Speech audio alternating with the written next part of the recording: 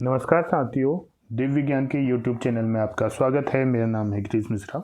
दोस्तों, आज शैक्षिक दर्शन के वादों में आज जो हमारा वाद है वो है यथार्थवाद, रियलिज्म जिसे कहते हैं।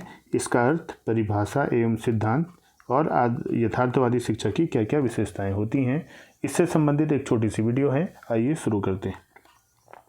तो देखिए, सबसे पहले बात करते हैं यथार्थवाद शब्द का अर्थ क्या होता है। तो यथार्थवाद शब्द अंग्रेजी भाषा के रियलिज्म का हिंदी रूपांतरण है। रियल शब्द की उत्पत्ति ग्रीक भाषा के रेस शब्द से हुई है, जिसका अर्थ होता है वस्तु। अर्थात रियलिज्म का अर्थ वस्तु संबंधी विचारधारा से है। तो अगर एग्जाम में आएगा कि यथार्थवाद किस भाषा से लिया गया, तो एक तो अंग्रेजी भाषा के रियलिज्म से लिया गया है, और वो भी जो है जिसकी उत्पत्ति रियल से हुई है, जो कि ग्रीक शब्द रेस से मिलकर बना हुआ है। रेस का अर्थ होता है वस्तु, अर्थात वस्तु संबंधित विचारधारा को ही यहाँ पर यथार्थवाद की संज्ञा दी गई है। इसी प्रकार यथार्थवाद वस्तु के अस्तित्व संबंधित विचारों के प्रति एक दृष्टिकोण है, जो प्रत्यक्ष जगत को सत्य मानता है। आदर्शवाद के अनुसार सत्य का निवास मानव मस्तिष्क में है, पर यथार्थवाद के अनुसार इसका आवाज़ भौतिक जगत की वास्तविक वस्तुओं और घटनाओं में से होता है। तो यहाँ पर कंपैरिजन कर सकते हैं कि आदर्शवाद के अनुसार जो सत्य का निवास है मानव का मस्तिष्क होता है, जबकि यथार्थवाद है जो सत्य का अस्तित्व है वो आवाज़ भौतिक जगत की वास्तविक वस्तुओं और घटनाओं में होता है। जैसे वर्षा होती है, सूर्य चमकता है, ऋतुओं में परिवर्तन होता है, पृथ्वी अपनी धुरी पर घूमती है, ये सब घटनाएँ सत्य हैं, चाहे इनका ज्ञान हमें हो या नहीं हो। तो ये कह रहे हैं कि जरूरी नहीं मस्तिष्क में जो चीज़ है वही जो है सत्य है। बाहर जो प्रकृति में चीज़ें हो रही हैं वो भी अपने आप में जो है सत्य होती हैं। इसी प्रकार परिभाषाएं हैं। स्वामी रामतीर्थ हैं यहाँ पर एक यथार्थवादी। तो वो यहाँ पर क्या कह रहे हैं, यथार्थवाद का अर्थ है वह विश्वास या सिद्धांत है जो जगत को वैसा ही स्वीकार करता है जैसा हमें दिखाई देता है। तो स्वामी रामतीर्थ क्या कहते हैं कि यथार्थवाद क्या है, वह विश्वास है या फिर वह सिद्धांत है जो जगत को वैसा ही स्वीकार करता है जैसा हमें दिखाई देता है। इसी प्रकार ब्राउन की परिभाषा है। ब्राउन कहते हैं कि यथार्थवाद का मुख्य विचार यह है कि सब भौतिक वस्तुएं या बाह्य जगत के पदार्थ वास्तविक हैं और उनका अस्तित्व दिखाने वाले से पृथक है। यदि उनको देखने वाले व्यक्ति न हों तो भी उनका अस्तित्व होगा और वे वास्तविक होंगे। तो जो ब्राउन महोदय हैं ये क्या कहते हैं, ये कह रहे हैं कि सब जो भौतिक वस्तुएं ये बाह्य जगत के पदार्थ वास्तविक होते हैं, यानी कि जो हमें बाहर चीज़ें दिख रही हैं, प्रकृति में चीज़ें दिख रही हैं, वे सभी पदार्थ होते ही होते हैं। चाहे व्यक्ति उनको देखें या न देखें, या उनके अस्तित्व को स्वीकारें या न स्वीकारें, तब भी वो वस्तुएं जो है वास्तविक होती हैं। तो ये कहना है ब्राउन का। इसी प्रकार से नेफ कहते हैं, नेफ महोदय कहते हैं कि यथार्थवाद आत्मगत आदर्शवाद का प्रतिकार है जो सत्य का निवास मानव मस्तिष्क को मानता है। यानी कि ये कहते हैं कि यथार्थवाद कहते हैं कि जो यथार्थवाद है ये जो आदर्शवाद है इसका प्रतिकार है, इसका विपरीत रूप है। जो आदर्शवाद सत्य का निवास मानव मस्तिष्क मानता है, जबकि यथार्थवादी क्या मानते हैं, जो प्रकृति में जो भौतिक वस्तुएं हैं वे चाहे आप उसे माने ना माने फिर भी वो सत्य होती हैं, प्राकृतिक चीज़ें होती हैं, तो वो ही सत्य हैं। मस्तिष्क में जो चीज़ें हैं, मन में जो चीज़ें हैं वो सत्य नहीं होती हैं, जबकि जो बाहर चीज़ें जो दिख रही हैं वो सत्य होती हैं। सब यथार्थवादी इस बात से सहमत हैं कि सत्य और वास्तविकता का अस्तित्व है और रहेगा, भले ही किसी व्यक्ति को उसके अस्तित्व का ज्ञान हो या ना हो। सिंपल सी बात है। आदर्शवादी कहते हैं कि ये जो दुनिया है, ब्रह्मांड है, ये मनुष्य की क्या है, कल्पना है, इसके मस्तिष्क की देन है। जबकि यथार्थवादी कहते हैं कि चाहे किसी के संज्ञान में ये चीज़ है या नहीं है, कोई भी उससे मतलब नहीं है, जो सामने दिख रहा है वो सभी क्या है, सत्य है, यथार्थ है। इसके सिद्धांत की बात करते हैं, यथार्थवाद के मूल सिद्धांत की। तो पहला सिद्धांत है इसमें, दृश्य जगत ही सत्य है, यानी कि जो जगत हमें जैसा दिख रहा है वैसा ही वह सत्य है। अगर ये डिटेल में इसे देखें तो हम यथार्थवादियों का सिद्धांत है कि जगत में हम जो कुछ देखते हैं या सुनते हैं या अनुभव करते हैं वे सब हमारे समक्ष प्रत्यक्ष रूप से होते हैं, अतः जो कुछ प्रत्यक्ष है वही सत्य है। इस जगत की सत्यता विचारों के कारण नहीं है, वरन उसका अस्तित्व स्वयं में है, क्योंकि वह प्रत्यक्ष है और प्रत्यक्ष है उसका अस्तित्व है। यानी कि जो हमें सामने जगत दिख रहा है वही सत्य है, इसका ये मूल सिद्धांत है। इसी प्रकार आंशिक सिद्धांत क्या कहता है इसका?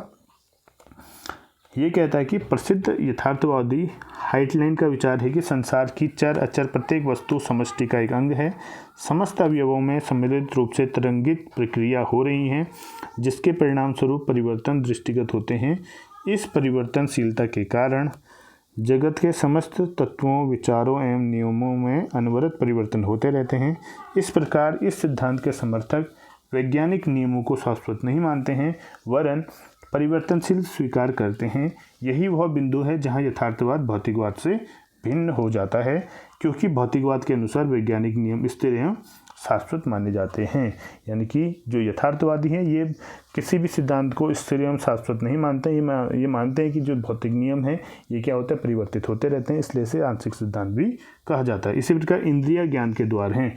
जो हमारी इंद्रियाँ हैं, जैसे हमारे इसमें 5 ज्ञानेंद्रियाँ मानी जाती है और 5 कर्मेंद्रियाँ मानी जाती हैं, तो इसी प्रकार जो इंद्रियाँ हैं यही ज्ञान के द्वार होते हैं।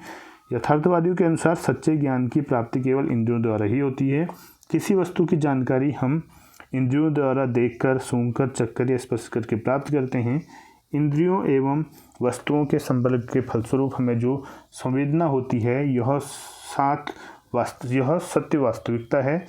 रसेल के अनुसार पदार्थ के अंतिम निर्णायक तत्व अणु नहीं है, वरन संवेदन है। मेरा विश्वास है कि हमारे मानसिक जीवन के रचनात्मक तत्व पूर्णतः संवेदनाओं और प्रतिमाओं में निहित होते। तो रसेल क्या कहते हैं?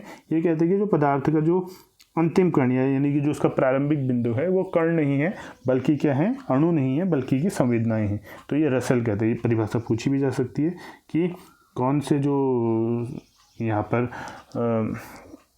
यथार्थवादी हैं जो पदार्थ के अंतिम तत्व को अणु नहीं मानते बल्कि संवेदना मानते हैं, तो वो कौन है? रसेल हैं। तो इसीलिए उन्होंने कहा कि इंद्रियां ज्ञान के द्वार हैं, क्योंकि इंद्रियों के द्वारा संवेदनाएं होती हैं और संवेदनाएं ही ज्ञान का द्वार होती हैं, ऐसा ये मानते हैं। इसी प्रकार वस्तु जगत में नियमितता, यानी कि यथार्थवादी जगत में नियमितता को स्वीकार करते हैं। इसी कारण उनका दृष्टिकोण यांत्रिक बन जाता है, जिसके परिणाम स्वरूप वे मन का भी यांत्रिक ढंग से क्रियाशील मानते हैं।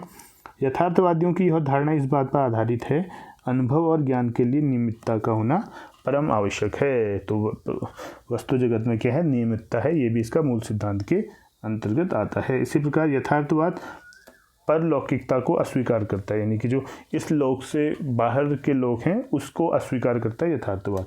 तो क्या है इसमें देखते हैं। यथार्थवाद प्रत्यक्ष जगत को ही सब कुछ मानता है। इसके अनुसार इस लोक से परे कोई वस्तु नहीं है। इस प्रकार यह वैज्ञानिक दृष्टिकोण एवं वस्तुनिष्ठा पर बल देता है। वस्तुतः यथार्थवाद अपनी प्रक्रिया में वैज्ञानिक होता है। अगला सिद्धांत है इसमें मानव के वर्तमान व व्यवहारिक जीवन पर ये बल देता है। रस्क, एक जो यहाँ पर मनोवैज्ञानिक है रस्क हैं, वो कहते हैं कि नव यथार्थवाद का उद्देश्य ऐसे दर्शन का प्रतिपादन करना है जो सामान्य जीवन के तत्वों तथा भौतिक विज्ञान के विकास प्रतिपादन करता है, जो सामान्य जीवन के तथ्यों तथा भौतिक विज्ञान के विकास के अनुकूल है। यथार्थवादी उन आदर्शों, नियमों एवं मूल्यों को कोई महत्व नहीं देते जिनका संबंध वर्तमान और व्यवहारिकता से नहीं है। तो ये मानव के वर्तमान और व्यवहारिक जीवन पर बल देते हैं यथार्थवादी। इसी प्रकार यथार्थवाद के रूप हैं, जैसे यहाँ पर पहला रूप है इसमें सरल यथार्थवाद। इसके अनुसार क्या है? यथार्थवाद का वह रूप यदि प्राचीन काल से चला आ रहा है, मानव अपने समक्ष की वस्तुओं में विश्वास रखता है, यही इस रूप का प्रमुख आधार है। इसी विश्वास के आधार पर मनुष्य अपने सामाजिक एवं सांस्कृतिक रीति रिवाजों का निर्माण करता है। तो पहला रूप है सरल यथार्थवाद। इसी प्रकार दूसरा है नव यथार्थवाद। ये क्या कहता है? ये कहता है कि नव यथार्थवाद का विकास एक नियोजित दार्शनिक संप्रदाय के रूप में हुआ। वस्तुतः इसके विकास में विज्ञान ने बहुत सहयोग दिया। यह रूप ज्ञान के सिद्धांत का प्रतिपादन करता है। नव यथार्थवाद ने आदर्शवाद का खंडन करके अपना पृथक ज्ञान शास्त्र बनाया है। इसी प्रकार तीसरा भाग है यथार्थवाद का आलोचनात्मक यथार्थवाद। ये क्या कहता है यथार्थवाद के इस रूप का विकास नव यथार्थवाद की आलोचना के कारण हुआ है। यह रूप इस बात में आस्था रखता है कि ज्ञाता का मन जब बाह्य विचारों को ग्रहण करता है तब बाह्य वस्तु का अपना स्वतंत्र अस्तित्व वह मानने लगता है। तो ये तीसरा रूप है आलोचनात्मक यथार्थवाद। तो यथार्थवाद के 3 रूप होते हैं, ध्यान रखना। पहला सरल यथार्थवाद, दूसरा नव यथार्थवाद और तीसरा आलोचनात्मक यथार्थवाद। इसी प्रकार यथार्थवादी शिक्षा की विशेषताएं क्या हैं? यहाँ पर रॉस महोदय वो कहते हैं कि जिस प्रकार प्रकृतिवाद शिक्षा के क्षेत्र में बनावटी प्रशिक्षण पद्धतियों का विरोध स्वरूप उपस्थित हुआ, उसी प्रकार यथार्थवाद उस पाठ्यक्रम के विरोध में आया जो पुस्तकीय, अवास्तविक एवं जटिल हो गया था।